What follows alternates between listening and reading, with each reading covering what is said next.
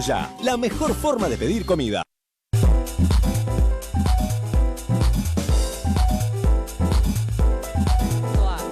Muy buenas noches, el placer de recibirlos en esta idea del sistema bursátil que se llama Compro o Vendo. Le deseamos muy feliz cumpleaños, festejando con su familia. Sergio Berenstein no estará con nosotros hoy, igual me vengo preparado a todo mercado. Vamos a dejar un poquito la política y nos vamos a dedicar exclusivamente a las finanzas, porque uno de los temas relevantes, al menos desde mi punto de vista, sigue siendo que el 70%, o quizás más, 80% de lo que nos pasa día a día, dependen mucho más del mercado internacional que el nuestro.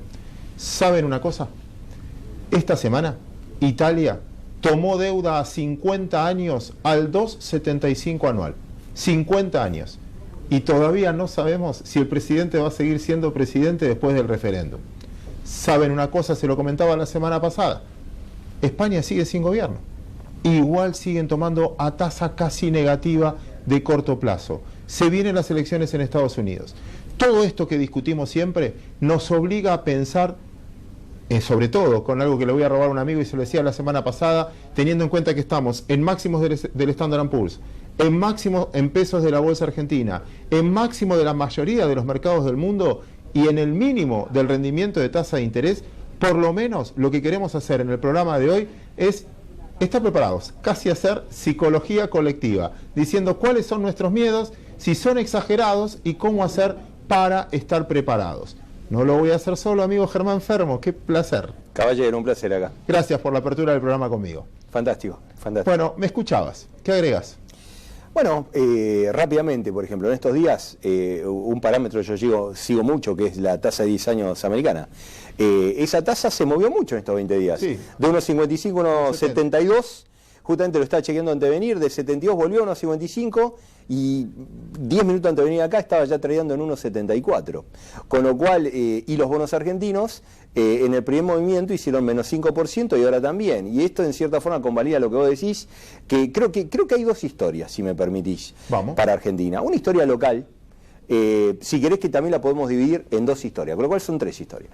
La historia de mediano plazo para Argentina, digamos, lo que le resta al 2016 y todo el 2017, parecería ser una buena historia, muy apalancada, de cuestionable calidad, pero creo que se viene un rebote muy esperado del PBI de 3-4%, a Wall Street le va a gustar, convengamos que si Italia está rindiendo 2,52 50 años, a Wall Street le faltan buenas historias, y si Argentina te da una excusa, la tenemos. Creo que eso está.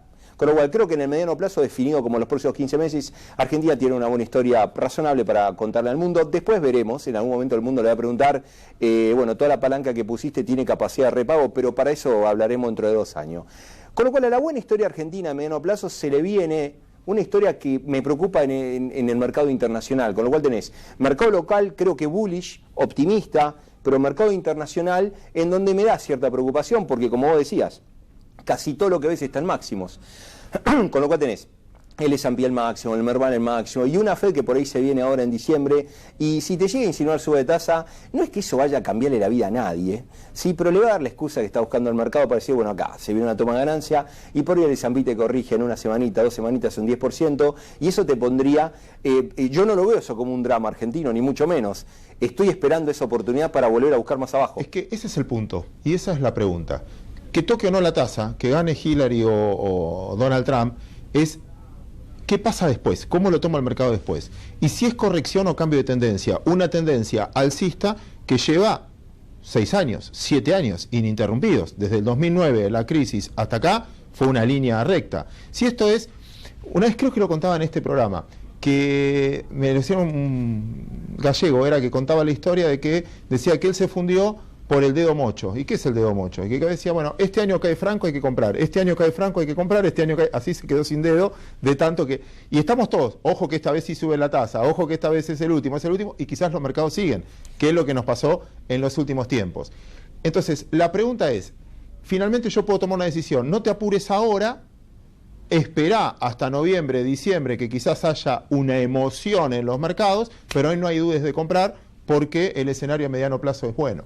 Sin duda, creo que, a ver, en la medida que los bancos centrales sigan como están, yo creo que en los próximos años Italia va a seguir rindiendo 2,5, vas a tener a Japón a 10 años rindiendo 0, Alemania rindiendo 0. Eso no va a cambiar, no porque los bancos centrales no quieran, creo que se dieron cuenta que estamos en un desequilibrio importante, pero no pueden hacerlo. Imagínate si la FED decidiese empinar 3 puntos porcentuales aparte de la curva, no queda nada en este planeta. Con lo cual, creo que en la medida que los bancos centrales estén ahí, sostenedores de precios, esta tendencia bullish mentirosa, si querés, pues muy nominalizada, va a seguir. Con lo cual creo que hay que estar atento en timings y por ahí en oportunidades de corrección que te da el mercado, por ahí un 10 o un 15% para volver a llevar. Con lo cual mi visión, especialmente en Argentina, es largo, estructuralmente largo, optimista estructuralmente, pero dado los niveles actuales creo que el mercado puede llegar a dar una excusa y por ahí mientras estamos hablando la excusa ya está. Ojalá digo porque aliviané posiciones fuertes y un poco lo que estuvimos recomendando a los clientes era eso, salirse a la parte larga y amurar en parte media, cosa de no perder carry, pero tratar de evitar un eventual embate de mercado, ¿no? Déjame aprovechar tu experiencia de trader. ¿Cómo ves la calidad de los tenedores de activos argentinos hoy? ¿Son fondos, son particulares que están esperando que los fondos vengan cuando nos nominen emergentes? ¿Son posiciones a aguantar? ¿Siguen siendo buitres o especulativos?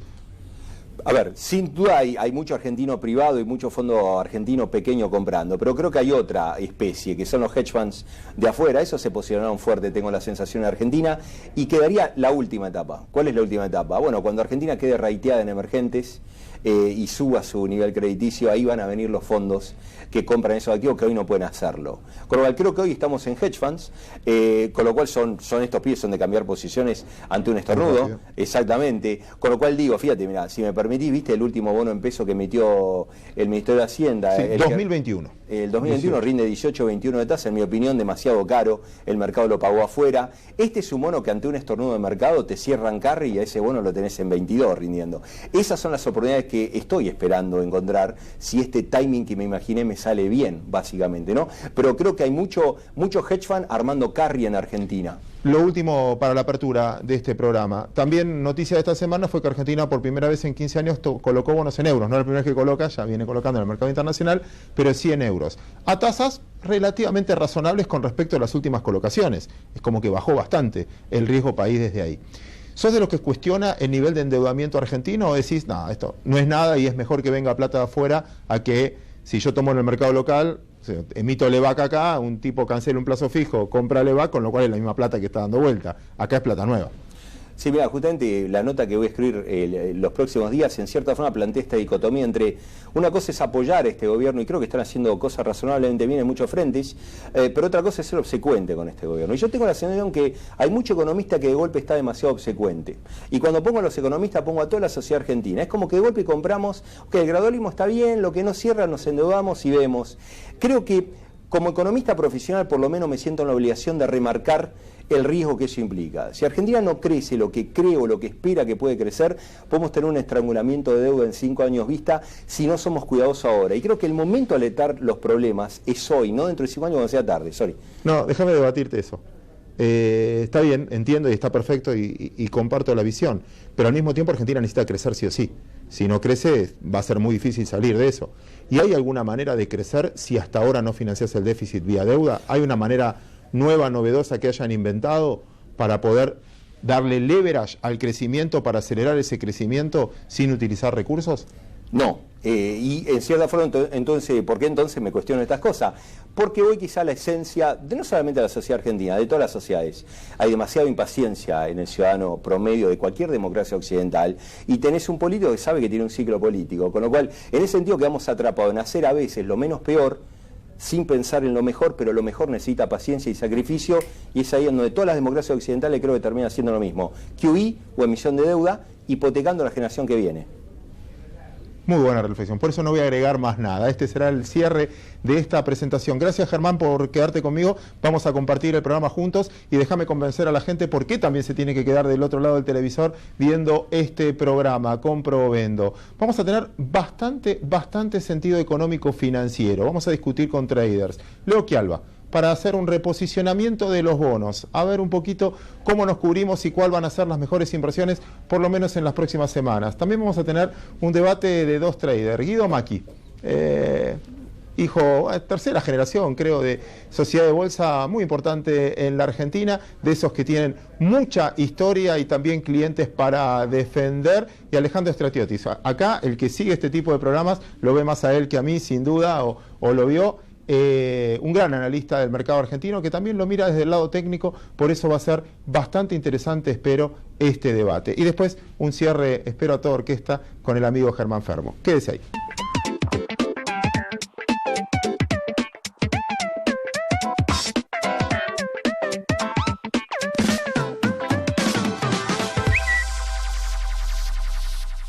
Estamos construyendo un nuevo mercado federal.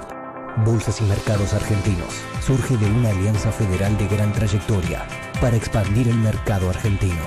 Llega para brindar el mejor servicio y la más alta calidad en inversiones bursátiles. Bolsas y Mercados Argentinos, el mercado que la Argentina necesita. Aeromar Valores, nuestra experiencia respaldando su futuro. Alternativas de inversión, financiamiento y coberturas en los mercados de valores. www.aeromarvalores.com.ar. Comenzamos formalmente entonces ahora, como les decía, el programa de hoy. Estamos insistiendo mucho con estas encuestas y hablando con el amigo Leo Quialba. Leo, ¿cómo estás? ¿Qué tal? ¿Cómo te va, Claudio? Por fin te recuperamos. Una semana de vuelta. Una semana te dimos nada más. Bueno, hablando con Leo, tratamos de descifrar con ustedes y hacerlos participar. ¿A qué cosas le tenés más miedo si tenés acciones o bonos argentinos? Y te doy 3 opciones. A lo que está pasando con el Deutsche Bank, porque en el fondo, voy a poner un paréntesis ahí, cuando rescatan en un banco, tiene que ver si el riesgo es sistémico o no. Y la pregunta ¿es el único que tiene problemas? Y si ustedes miran los últimos 3 años de todas las acciones bancarias europeas, se van a encontrar con que hay muchas más que bajaron tanto o más que el Deutsche Bank. Pero se lo tiro. Como primera preocupación, la Fed, con una posible suba de tasas o no, y el impacto que pueda llegar a tener, sobre todo con la relación del tercer miedo con su futuro presidente o presidenta. ¿A qué le tenés más miedo? ¿A Donald Trump, si gana las elecciones, o a Hillary? ¿Le tenés más miedo a la Fed o le tenés más miedo a la situación bancaria europea?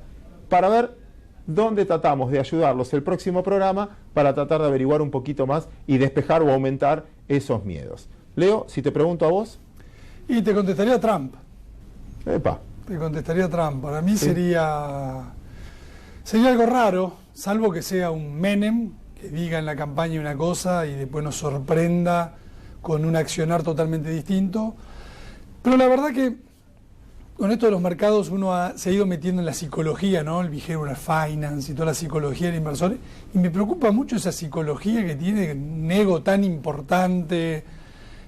Así que yo creo que estoy convencido que los últimos 40 años fueron buenísimos por la globalización, la especialización, el comercio mundial, el que los consumidores paguen menos. Esto no es liberalismo, neoliberalismo, es buscar que los consumidores tengan el mejor producto al menor precio. Y todo esto de escucharlo a Trump, de que quiere volver a repatriar industrias que hoy no tienen sentido, porque ya se especializaron en Asia, me parece que haría mucho daño, me parece que generaría mucho ruido. ¿Y crees que la Fed va a actuar en función de esas elecciones? Y ahí me pongo con la historia. Nunca la Fed subió la tasa en la reunión previa a la elección, con lo cual me parece que la probabilidad de lo de diciembre es alta. Yo le asigno más probabilidad que el 60% que le da el mercado. Pero me parece que con los datos que vienen saliendo medios mixtos va a buscar la excusa como para saltearse la reunión de noviembre. Lo que más miedo le tenés, según lo que me decías recién, era Trump. ¿Los mercados ya lo tienen descontado o si gana realmente puede ser una... no está descontado y nos equivocaremos como el plebiscito en Colombia, Brexit o lo que fuera? Yo creo que no está descontado. Y de hecho el mercado lo veo con ganas de buscar una nueva excusa para seguir manteniéndose donde está. ¿Cuál es la excusa de las últimas ruedas o días? El petróleo. Muchas veces se aplica el lema de los perros suben al último, ¿no? En lo malo, los activos de peor calidad son los últimos que suben. Entonces realmente sale el acuerdo de la OPEP, que es un acuerdo de recorte de producción mínima. El petróleo tiene un problema estructural que es que no crece la demanda y que hoy la elasticidad de la producción norteamericana es mucho más alta que antes. Entonces, si vos le pones al productor norteamericano un petróleo de $55, por ahí te recupera 500.000 barriles en 6 meses. Pero creo que ahí hay un run más técnico, más de sentimiento, más de necesidad de tal vez empujar al sector que viene más rezagado en el año para darle algún rally. Y vos fijate que hay sectores que son los que venían liderando, de tecnología, farmacéuticas, utilities, todo para abajo, todo ese sector de petróleo, gas para arriba, y los promedios se siguen manteniendo, claro, ¿no? tal cual. Entonces uno mira el promedio y dice, no, pues la bolsa no fue para ningún lado. Y en realidad, adentro de esos promedios hay fuertes movimientos de distintos sectores. Hagamos un balance, te vendí así al inicio del programa, que vamos a hacer un balance de bonos argentinos. Vamos a suponer a alguien que cobró el AS16, este bono que era en pesos, o las LEVAC, o lo que fuera, y se encuentra con, no sé, 200, 300, 400 mil pesos hoy. Y quiero hacer un balance, quiero saber cómo me reposiciono de cara al futuro. ¿Cuánto en qué bonos, dólares, pesos? Te dejo hablar. Mira, yo seguiría 70% pesos, 30% dólares. Los dólares iría a tramo corto, dólar link, todos instrumentos de 5 o 6% en dólares. No asumiría hoy riesgo de duration, a ver, para que se entienda. Dólar link hoy tenés básicamente provincias y... Tenés provincia, ciudad... Y algunas empresas privadas, no sé si queda. Que tienen rindes que no se consiguen la tasa en el mundo de cero. Entonces, es una tasa que me parece que te sirve. No, que lo hemos recomendado durante mucha parte del año, no estaría con bonos demasiado largos. ¿Por qué? Por las 3 preguntas que vos les estás haciendo a la gente. Ahí el mundo anda como con algunos riesgos que hoy yo prefiero irme con bonos más cortos y esperar un poquito después de la suba que ya tuvieron los bonos largos. Mira Leo Quialba conservador, ¿hace cuánto que no te veías? Hace rato que no me veías yéndome ahí a la parte corta. Y en pesos, lo que quieran, salvo algunos bonos que se han empezado a poner caros, como son las nuevas emisiones de TC18. Así que hoy yo creo que si uno lo mira dentro de un año, me parece que vas a ganar más plata roleando LEVACs cada 30 días que comprándote un bono, por ejemplo, a tasa fija en pesos. O al menos vas a tener que estar preparado por una volatilidad intradiaria, o sea que en los bonos que hubo una mala noticia en Estados Unidos te bajen 3%, después te lo reboten, que va a haber la movimiento. Inflación del año que viene no sea del 17. Que sea más. Claro. Entonces me parece que hay instrumentos que fueron demandados por inversores institucionales puntualmente, hubo fondos comunes que se corrieron de instrumentos tan cortos como las LEVAC y empezaron a irse estos instrumentos en pesos, tasa fija, que me parece que los ubicaron un poquito caro para estos días. Tal vez después corrigen y hay una nueva oportunidad. Te metiste ahí un tema bastante interesante. El otro día estaba mirando la curva de futuros, ¿no? De dólar, sí. Y que casi todos se asemejaban a una tasa del 17-18% anual con el último bono, el 21 que emitió el gobierno, y muchos que ajustan por inflación. ¿No puede pasar de la profecía autocumplida de que si baja el costo financiero tenga una implicancia muy fuerte sobre la inflación, de que como el costo financiero era muy alto, muchos cargaban en precio mucho más por ese costo? Bueno, ¿qué tema te metiste? Pero te lo dejo a vos. Se metió la Secretaría de Comercio en ese tema, que es el componente financiero de los precios en Argentina. Ejemplo simple y concreto. Un pasaje en avión saliendo de Argentina te cuesta 700, 800 dólares. Un pasaje de avión saliendo desde Chile o Asunción te cuesta 500, 400. Entonces, en definitiva, hay toda una discusión de fondo, que es decir, ¿por qué me cargas en el precio de los productos un costo financiero? Déjame que yo me financie con caución, no sé, emite un cheque en la bolsa, pide un préstamo personal, pero cobrame lo que cuesta el producto. Entonces, el punto que vos tocás es un punto central, que es la carga financiera en el precio de los productos, que puede ser una sorpresa positiva para el año que viene. El problema que tenemos hoy con la inflación es cuando hablamos de 17%. Hablamos de inflación núcleo, inflación en capital, inflación en Córdoba, en San Luis, porque hoy las métricas son todas distintas. De hecho, hablando en los brotes verdes que ya se ven en un montón de sectores, te están diciendo los brotes son más verdes en el interior que en el Gran Buenos Aires, y en Capital, que estuvieron afectados por el tarifazo parcial, pero en el agua vino. En cambio, en el interior parece que la recuperación es mucho más genuina que la recuperación que está habiendo en el Gran Buenos Aires o Capital. Podemos cerrar entonces si uno mide capacidad de repago, que es dentro de la cautela que uno tiene que tener por los miedos que estamos diciendo, la deuda provincial puede ser un buen camino. Mira, por lo que me acabas de decir, ¿no? Yo te diría que estoy muy optimista con Argentina, creo que riesgos propios nuestros hay muy pocos, esto es rarísimo, y los riesgos vienen más de afuera. Si vos te acordás varios programas atrás, que yo contaba después de reuniones con fondos de afuera, que me decían, antes del Brexit estábamos comprados Argentina sin ningún hedge. Después del Brexit están comprados Argentinas, con hedge. Pero con hedge. Entonces, el riesgo hoy no es tanto Argentina, Brasil, que son las historias positivas, sino qué contagio puede llegar a haber si hay alguna sorpresa global. Entonces, aquel inversor que es un poquito más sofisticado puede tomar algún tipo de hedge, aquel que no es tan sofisticado, bueno, reducir riesgo, por ejemplo, bajando duration, si está en papeles muy líquidos, buscar papeles más líquidos por si hay que salir corriendo, y de acá a las elecciones me estarían moviendo de esa manera. Leo, un honor tenerte aquí. El placer es mío, Claudio. No se vaya porque seguimos con Debate Financiero.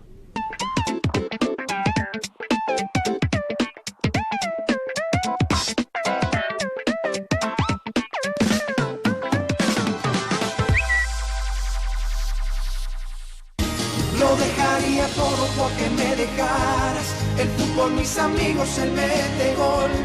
Después de todo estás rompiendo nuestros lazos y dejas de este lado solo este calzón. Lo dejaría todo porque me dejaras. La Argentina se conecta con el mundo. El Merval con usted. Es momento de invertir. Piensa en Merval. El mejor vínculo entre sus inversiones y la producción. Mercado de Valores de Buenos Aires. Gracias por esperarnos, seguimos en Compro o Vendo y ahora un debate de operadores de mercado. Los presenté al principio. Alejandro, un placer tenerte aquí de nuevo. Gracias, Claudio. Uno de los pioneros Desde la Bolsa en Directo. Un privilegio volver a estar acá en este lugar y compartir con vos y acá con el amigo Maki. Un honor. Guido Maki. ¿Cómo estás? Hoy también te presentaba segunda o tercera generación ya de agentes, ¿no? Segunda Segunda generación. Así que bueno, tienen muchos años de mercado como para ayudar. Escuchábamos el debate que teníamos recién con Leo Quialba. Y una de las preguntas que le hacíamos a los televidentes es ¿a qué le tenés más miedo? ¿A qué le tenés más miedo, Alejandro? ¿A la Fed? ¿A Trump? ¿Al Deutsche? No es que quiera hacer lo del Deutsche. No, lo del Deutsche me parece más importante. Lo de Trump yo lo veo como algo muy político lo que está haciendo. O sea, si uno toma las experiencias que vimos en Argentina y en algunos otros lugares del mundo, los cucos, después cuando ganaron no fueron cucos, al contrario, se transformaron más ortodoxos que Alan García, los otros. Por eso, entonces, en base a eso, sí creo por ahí te construye el muro, pero no va a hacer nada de lo que está diciendo o lo otro es muy impracticable, muy loco sería, pero bueno, puede ya pasar. Guido, ¿tu caso? Mi caso es que alguna de esas tres causas o razones que de la Fed no va a hacer es que se convierta, como vos decías antes, en un riesgo sistémico. Lo del Deutsche o Trump. Para mí Trump no gana. Para mí gana Hillary y por escándalo va a ganar. Entonces, mi miedo es que lo del Deutsche se convierta en un riesgo sistémico y que eso ataque a otro banco y eso ataque a otro banco y la guita empiece como a esfumarse, como ha pasado varias veces. Y acá, como siempre, te barren. Pero es eso y no creo que eso suceda tampoco. Bueno, igual mientras que lo tengamos presente y lo repitamos, es como que nos sorprende y uno puede tomar coberturas. Quería compartir con ustedes este momento, estos minutos que vamos a debatir, un poquito sobre el mercado accionario, porque ya repasamos bastante sobre bonos. Y empiezo por ti, Alejandro. Acciones, ¿sí o no? ¿Sectores? Bueno, acciones, te diría... se habló de los máximos que están en todos los mercados. El nuestro también está en máximo en pesos. En dólares el Merval también está a 1.100 y pico de puntos. Esos famosos 900 pasó a ser ahora como un piso, digamos, porque ya lo rompió varias veces y rebotó de ahí. Igual 1.100 dólares de ahora no tiene nada que ver con los 900. No, por supuesto. Pero bueno, el gráfico es el gráfico y marca eso. Entonces, bueno, es como para tenerlo para decir... vamos a tener un nuevo nivel de piso de Argentina, de esos famosos 900 dólares para arriba, lo vamos a ver. Pero tenemos sectores que han subido mucho, que ha sido el sector bancario dentro del panel líder. Tenemos una Petrobras que marca bastante en la ponderación, que ha recuperado bastante durante el año, y que el año que viene puede ser que Brasil vuelva a crecer y Argentina también. Por lo tanto, con un valor del petróleo hoy en $50, no son los 100, no son 80, pero son $50, 55. La PEC dice que va a estar entre 50 y 60, y seguramente va a estar entre 50 y 60, olvídate, esta semana ya rompió los 50. Así que tenés como para que ese valor de Merval se mantenga. Ahora bien, ¿qué hacemos? Hay sectores, como dijimos, que están muy arriba, en dólares. Valores en dólares, ADRs en dólares, los tenemos muy arriba, valores históricos, que es el caso de los bancos. Pampa en dólares también están en valores históricos altos, pero bueno, no es la misma Pampa que antes, por lo tanto tiene el por qué serlo. Y después tenés un sector, o una acción, por lo menos que yo la estoy viendo, que sí va a tener algo que ver con lo de Trump, que es Siderar. ¿Por qué Siderar? Porque tiene el 40% de Ternium, que está de Ternium de México, que hay la expectativa de fabricación de automóviles. Este año son 3,5 millones, dentro de 2 años va a crecer a 5 millones. Es muchísimo, muchísimo. Si no pasa nada con Trump, eso va a seguir para adelante, va a empujar mucho los números de Siderar. Y después, este año, los números que estamos viendo de Siderar están afectados con una baja en la producción por lo que está pasando en Argentina del 12%. Si Argentina vuelve a crecer, va a tener un doble efecto para el año que viene. Y la tenemos muy atrasada en dólares. Ahí hay una idea de negocios. Guido. Es la pregunta. Hoy estamos en máximos. ¿Estamos caros o estamos baratos? Depende por dónde se lo mire. ¿Qué drivers tenemos o qué expectativas? Siempre decimos que los mercados se adelantan. Decimos que los bancos, el sector bancario está en máximos. Y por otro lado, el Banco Central nos exige máxima bancarización. Entonces los bancos están ampliando sus negocios. Se está queriendo fomentar a los emprendedores. Los emprendedores van a necesitar la ayuda de los bancos. Están ayudando a las pymes van a necesitar la ayuda de los bancos. Entonces los bancos están aumentando sus negocios. Entonces hoy, ¿estamos caros o estamos baratos? Lo decía el de Siderar. Las acciones es mucha expectativa. El sector petrolero lo mismo. Venimos de una lucha del petróleo que se iba a 30, a 20, y hoy estamos hablando de que se va a estabilizar en 50, 60. Tienen para subir un rato y tienen para subir un rato. El sector energético, hoy está caro, está tocando máximos, han subido un montón, pero se van a liberar tarifas, se van a hacer inversiones en energía, se van a hacer un montón de obras de infraestructura que no se han hecho. Y si hablamos de infraestructura, hablamos de la construcción, y si hablamos de construcción, hablamos de cemento, y hablamos del aluminio, y Argentina está queriendo crecer. Es muy buen punto. Déjame dar una vuelta de tuerca, porque es un lindo debate. Entre los dos también. Sé que te gusta, Ale, mirar todo el lado técnico, pero vos decías algo recién que quiero reforzar y creo que también lo decías al pasar. ¿Es caro o barato con respecto a qué? Si uno tiene que comparar con el pasado, pero era otra Argentina, con el pasado donde también era otro mundo, donde el pasado donde también había alternativas de inversión en otro lado y donde el pasado donde estaba otro Brasil. Y otra cosa es comparar caro o barato con respecto al futuro. Y la verdad que el futuro uno mira otra Argentina, otro Brasil, un mundo con tasas baratas durante bastante tiempo, con lo cual es difícil determinar con las expectativas que hay.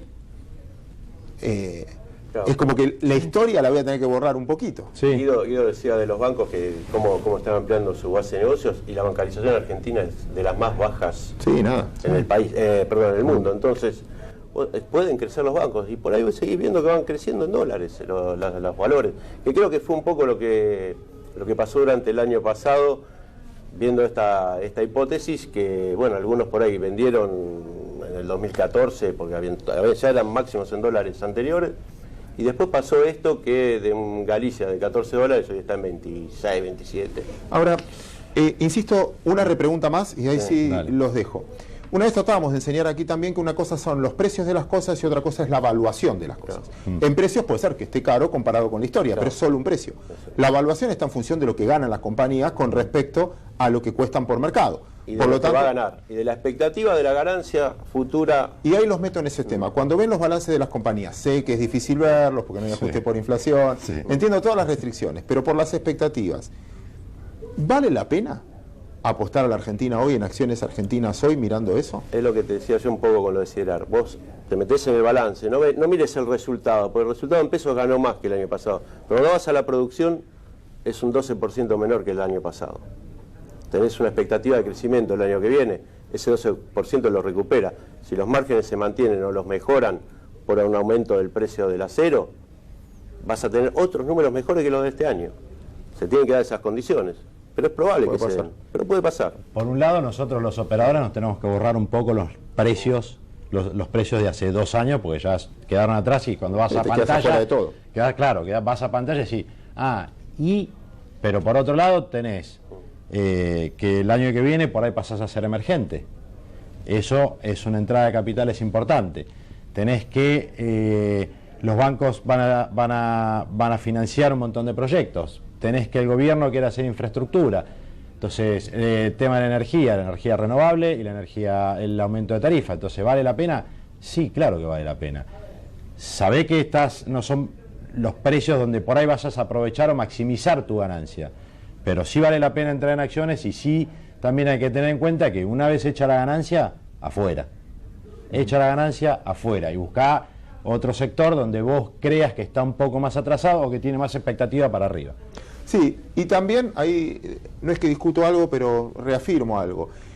A veces el comprar y vender todo el tiempo es un negocio donde te puede dejar afuera. Claro. Sí, claro. A veces encontraste un sector. Sí, claro. Yo siempre digo que el coraje no es comprar, el coraje es mantener mientras sube. Sí, claro. Y que cuando sube tenés ganas de vender enseguida. Sí, claro. ¿Cuántas veces nos quedamos afuera de un montón de movimientos solo para demostrar que habíamos ganado y después no podemos recomprar nada? Quedamos afuera de todo. Ese es el secreto de poder dominar esa ansiedad a veces de que uno tiene como operador, o cuando administra una cartera a un cliente, si uno le dice ya un porcentaje, y resulta que ese porcentaje es mínimo frente a lo que sube en el tiempo.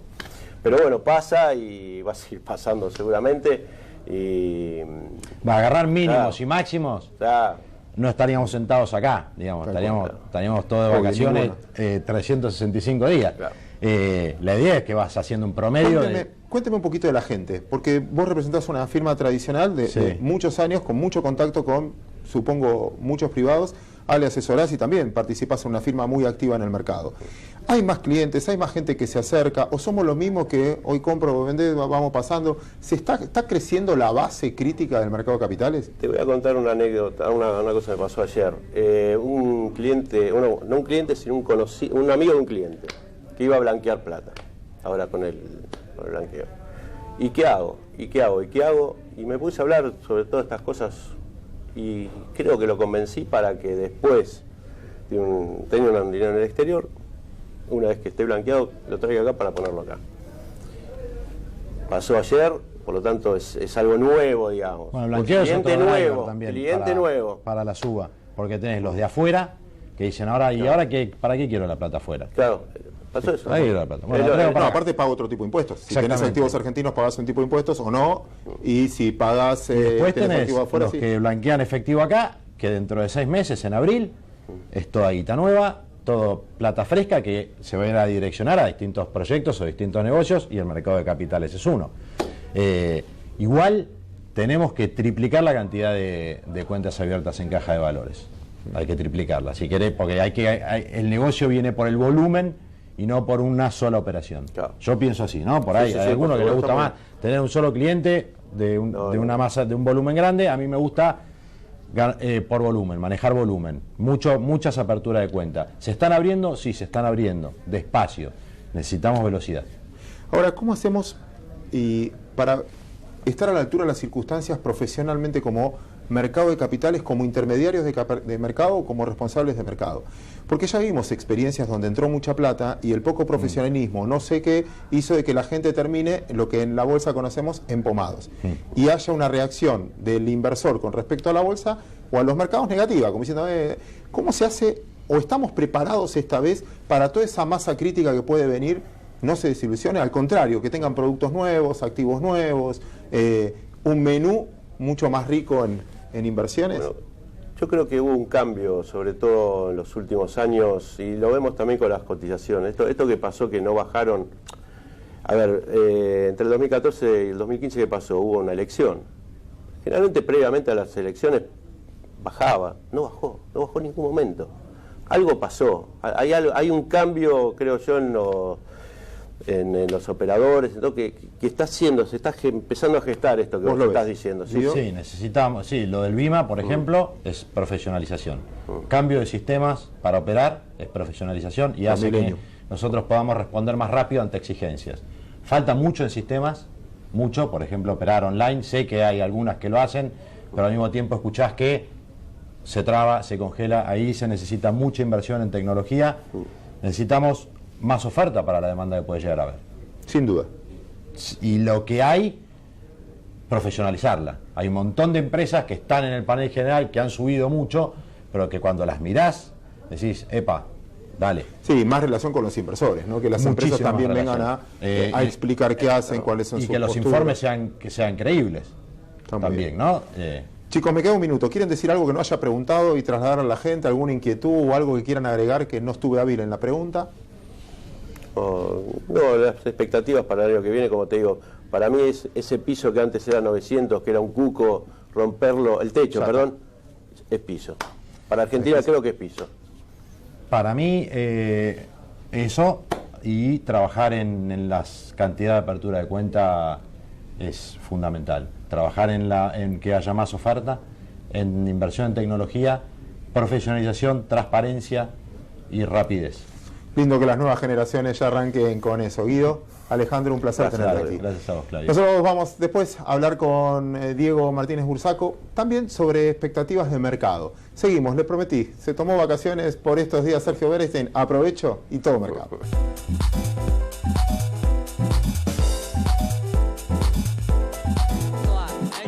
Aeromar Valores, nuestra experiencia respaldando su futuro.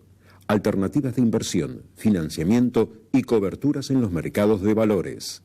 www.aeromarvalores.com.ar. ¿Sabías que podés tener el Banco Ciudad en tu celular? Hacé transacciones, localizá cajeros, pagá todo, recargá tu celular. Nueva banca móvil del Ciudad. Bájate la app y disfruta. Banco Ciudad, te quiere ver crecer. Gracias por esperarnos y se los prometía. Diego, un placer tenerte aquí de nuevo. Igual, Claudio. En tu origen, ¿no? Porque vos naciste con Corsiglia. Sí, empecé allá en el año 2002, ¿sí? Agosto de 2002 fue mi primera experiencia, cadete de la firma Corsiglia y compañía, y bueno, sin saberlo me topé con el mercado, ¿no? Me gustaban los números, obviamente, promediaba mi licenciatura en economía, pero bueno, me atrapó, ¿no? O sea, 14 años. Y ahora especialista reconocido y demás, te consultan mucho. ¿Qué le decís a la gente? ¿Vale la pena Argentina? ¿No vale la pena? Sí, por supuesto.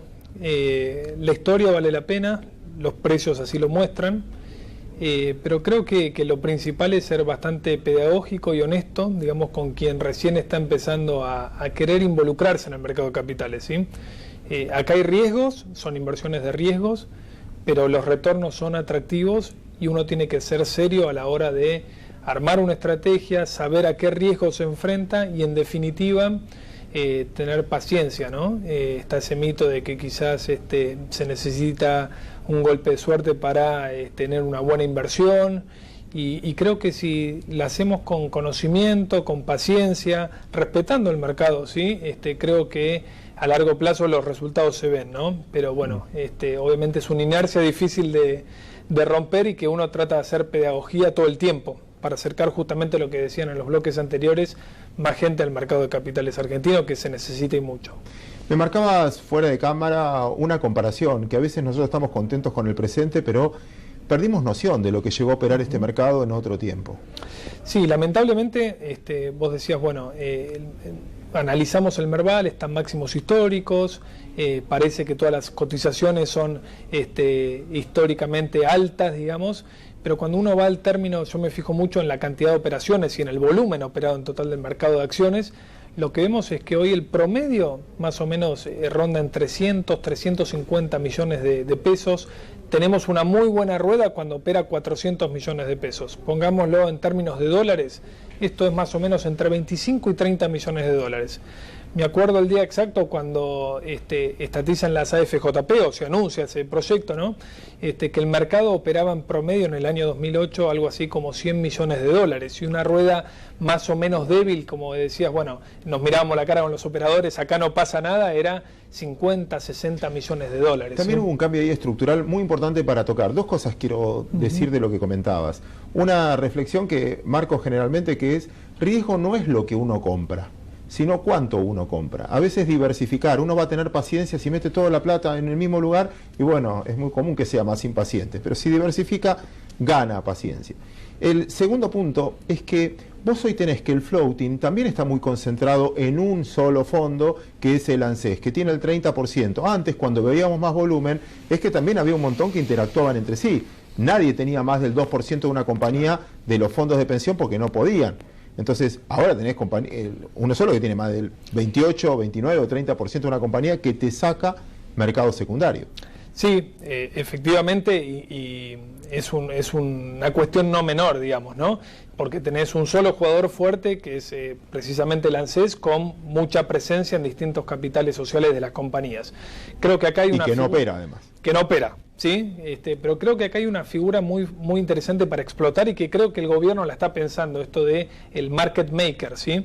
Es decir, quizás en los papeles más tradicionales, los líderes, ¿sí? Que ahora el Merval, bueno, se amplió a 25 empresas líderes, tenemos más movimiento, podemos comprar y vender fácilmente, pero quizás las reales alternativas de mediano y largo plazo las encontramos en el panel general, y ahí la liquidez es un tema no menor.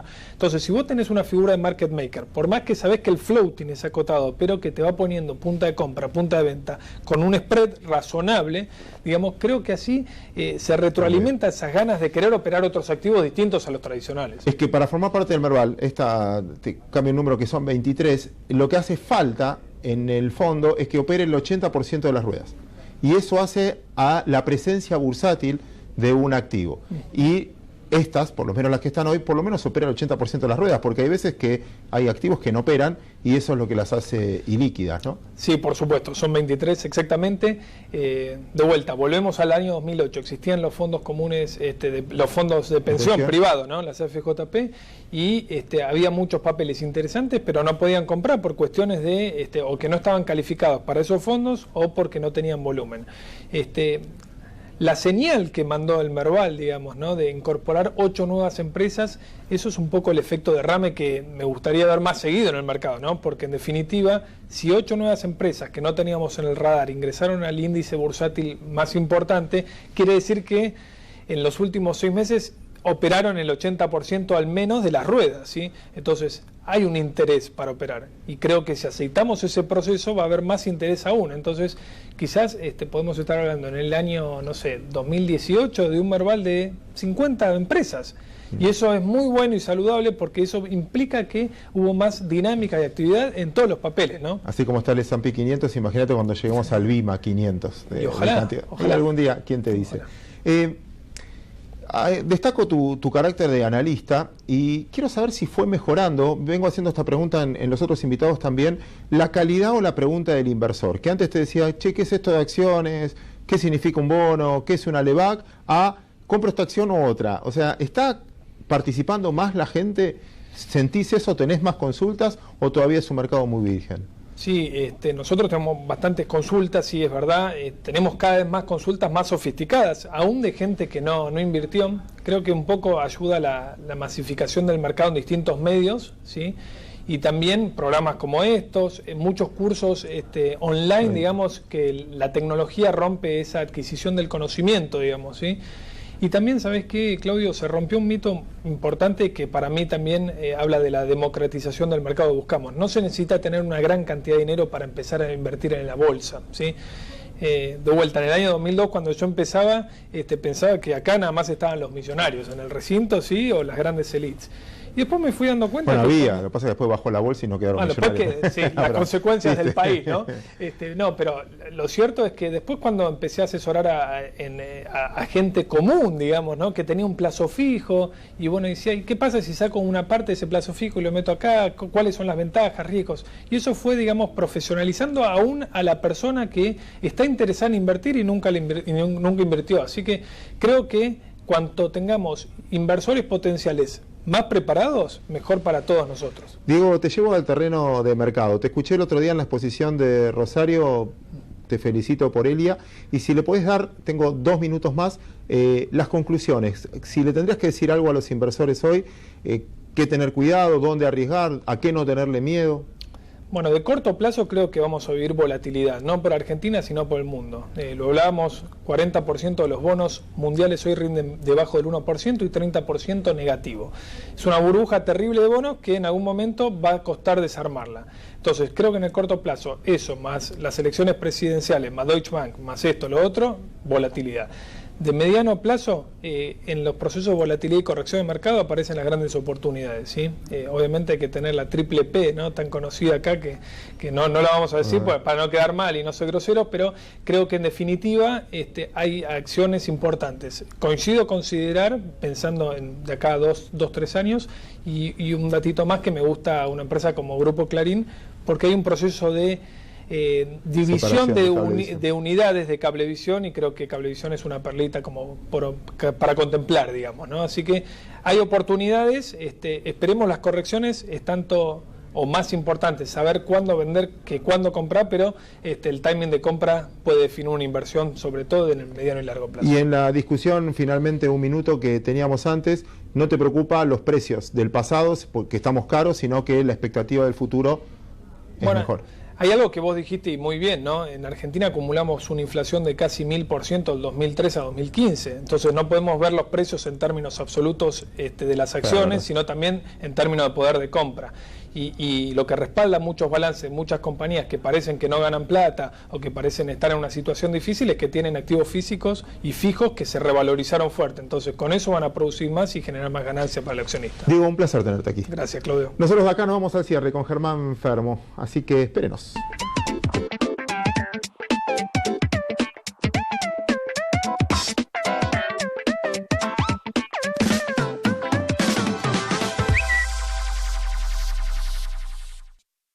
ExxonMobil, líder en tecnología para la operación segura y eficiente de recursos no convencionales de gas y petróleo, está contribuyendo con el progreso del país desde sus operaciones en la provincia de Neuquén. Trayectoria, solidez y transparencia al servicio de la inversión bursátil argentina. El Merval, Mercado de Valores de Buenos Aires, es una entidad privada que actúa en el contexto económico argentino desde 1929. Colegio de Escribanos de la Ciudad de Buenos Aires. Tramo final del programa de hoy. Gracias por quedarse con nosotros. Germán, nos queda la responsabilidad de por lo menos sacar las conclusiones de cara en adelante. Déjame tirar el primer debate y después, si querés, me contrarrestás vos.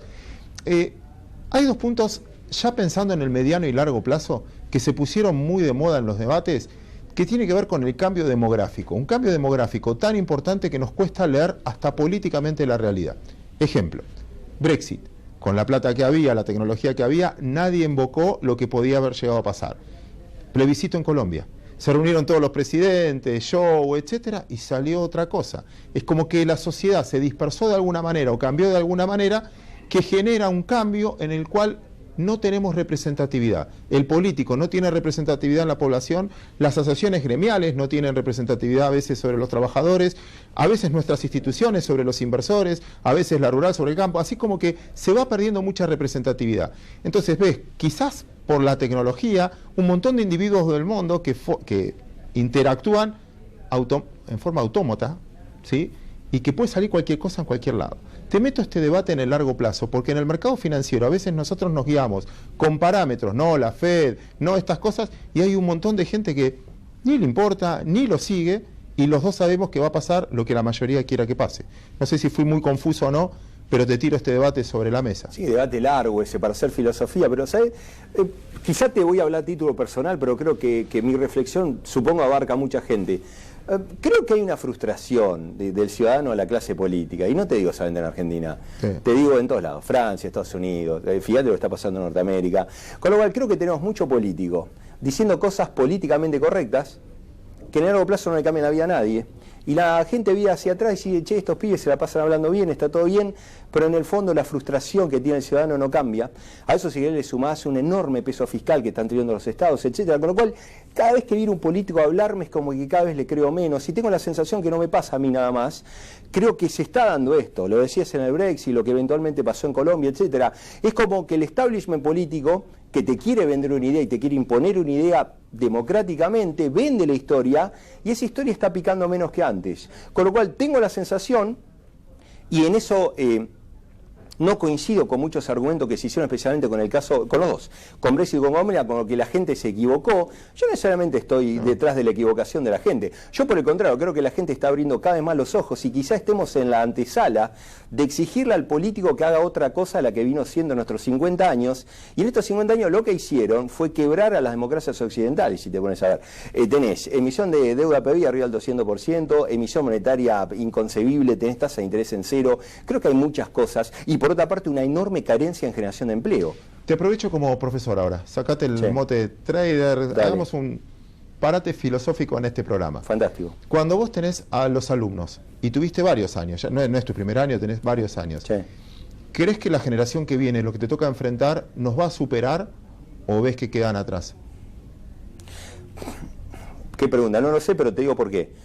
Dependerá de que tengan capacidad o no de aprender de los errores que estamos haciendo. Yo creo que como generación estamos dando una gran lección. Nosotros somos la generación gastadora de esta época y al hacerlo estamos hipotecando la que sigue. Y no lo digo solamente por Argentina, lo digo a nivel de gran parte de Europa, gran parte de Estados Unidos, deudas inmanejables, con lo cual si estos chicos que quizá todavía no existen, ¿no?, que van a nacer o por ahí son nenes ahora, aprenden de estos errores, quizá tengan la dolorosa conclusión de que para estar mejor en el muy largo plazo en algún momento hay que corregir y para corregir hay que sacrificarse. Creo que esta última palabra es la que nadie tiene. Eso no lo escucho por ningún lado. Fíjate que un político jamás te habla de sacrificio. Qué raro, ¿no? Sí. Bueno, quizás por eso no logra los votos si alguien dice lo que hay que hacer, ¿no? Pero bueno. Sí, quizá en la generación de hoy, Claudio, quizá no. Pero tengo la sensación de que está empezando a haber una demanda de otro tipo de historia, porque esta historia, la historia de la felicidad eterna, tampoco está cerrando. Hay una enorme cantidad de desempleo en el mundo y creo que los jóvenes, si vas a Europa, los jóvenes les está costando muchísimo conseguir trabajo, con lo cual cuando viene un político y dice que la vida es rosa y que dice en Disneylandia, ese pibe te dice, che, yo todavía no conseguí laburo, y a eso genera quiebres. Yo tengo la sensación, y quizá me equivoque de por vida, que en algún momento se va a venir un shock liberal otra vez en este mundo. El mundo necesita, en mi opinión, un shock de liberalismo. Y el otro tema que me sorprendió, se los dejo planteado y lo vamos a tocar quizás el programa que viene. Y me gustaría involucrarte también cerrando el programa, Germán. A mí me impactó, un autor, un economista, llamó esta nota como la discusión por la manzana. Y esto fue por un acuerdo fiscal que hizo Apple con Irlanda cuando se instaló en Irlanda en 1991. Y acordaron una cantidad de impuestos que la empresa iba a pagar. ¿Qué pasó? Se ubicó ahí, el centro fue ahí y empezó a vender en toda la Comunidad Europea. Un día la Comunidad Europea dijo, pará, vos estás pagando los impuestos en Irlanda, pero tenés una ventaja con respecto al resto de los países de la Comunidad Europea que pagamos más. Por lo tanto, te voy a aplicar una multa desde los últimos 10 años, que porque antes lo daban prescripto, los últimos 10 años del 1%, bueno, llegaron a esa cifra que todo el mundo vio de 13.000 millones de euros.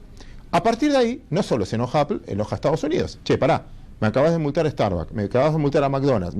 ¿Esto qué es? Empezamos una guerra fiscal, ya no es más guerra de moneda, es una guerra fiscal. ¿Qué hace Estados Unidos? Te multo a HSBC, te multo al Deutsche, te multo porque no cumpliste tal. Y son cargas unilaterales. En estados deficitarios, cuando leo la nota, me preocupé como accionista. Porque digo, caso BP con el Golfo de México, yo creo que vos contaminaste o lo que fuera. Vamos a suponer que es verdad. Pero esas multas, en el fondo, ¿cómo estamos prevenidos nosotros como inversores? Entonces quería instalar este debate porque me gustó la nota, me alertó la nota, como diciendo, tuvimos muchos años discutiendo sobre la guerra de monedas, sobre los déficits fiscales, etcétera, pero la parte fiscal y la unilateralidad que tiene un gobierno para decir vos tenés que pagar tanto o lo que fuera, te deja también a merced. Totalmente, justo me lo sacaste a la punta de la lengua, pero te iba a decir, hubo guerra de monedas, que en cierta forma la esquivaron, fíjate, los QE fueron medios secuenciales. Lo que pasa que, insisto, los estados están voraces. Cualquier moneda que puedan sacar a nivel fiscal, en vez de reducir gasto y reducir déficit, lo digo para para todos los países de Europa, incluido Argentina, que no es europeo, en vez de hacer eso, tratan de ir a buscar al que produce riqueza y lo tratan de desasnar con todo lo que pueden. Con lo cual esto que está pasando, si querés, es una exteriorización de un proceso que hace 50 años, que se basa en un estado de bienestar, sin pensar en algún momento que ese estado de bienestar, para terminar dando bienestar de largo plazo, tiene que ser autofinanciable. Esa es la única palabra que falta acá. ¿Cómo autofinanciás a este estado disneylandesco que le dice al que lo vota que todo está bien, cuando todo está mal en realidad? Y cerrando con la primera idea, agregando lo que decías, por eso incluía al principio de este final, medio raro, porque no estamos hablando tanto de finanzas, del cambio demográfico. Porque antes, cuando nosotros crecíamos, la pirámide era así, donde una mamá tenía 2 hijos, así iban cambiando, entonces la clase activa siempre superaba a la pasiva y vos podías mantener un estado de jubilación. Hoy la pirámide es así. Y entonces ya los estados son deficitarios desde el punto de vista de pensiones. Y encima sin tasas. Exacto. O sea, los fondos de pensión, encima sin tasas de interés en el primer mundo. Con lo cual, van a ser voraces. Tremendo, eso que está diciendo, lo remarqué muchas veces. Estás devengando a tasa cero para una población que cada vez vive más. Quizá la solución sea, sorry muchacho, pero entre 20 años van a tener que trabajar hasta los 80 años. Y ahí nos vamos a dar cuenta de viejos lo que el Estado benefactor terminó siendo en última instancia. Nos taxaron con ganancia al 40 por toda nuestra vida y encima te taxan en la vejez con trabajar hasta los 80. Formidable Estado el que tenemos. Déjame cerrar el programa con una linda frase que escuché de Gabriela Terminiali el otro día en unas charlas de estas TED, que en este caso era el mundo de las ideas, que decía, muchas veces en lo personal uno toma decisiones para zafar del presente y no se da cuenta que está hipotecando el futuro. Las decisiones de hoy también tiene que pensarlas cómo implican dentro de 20 o 30 años. Germán, un placer haber compartido el programa contigo. Un abrazo grande.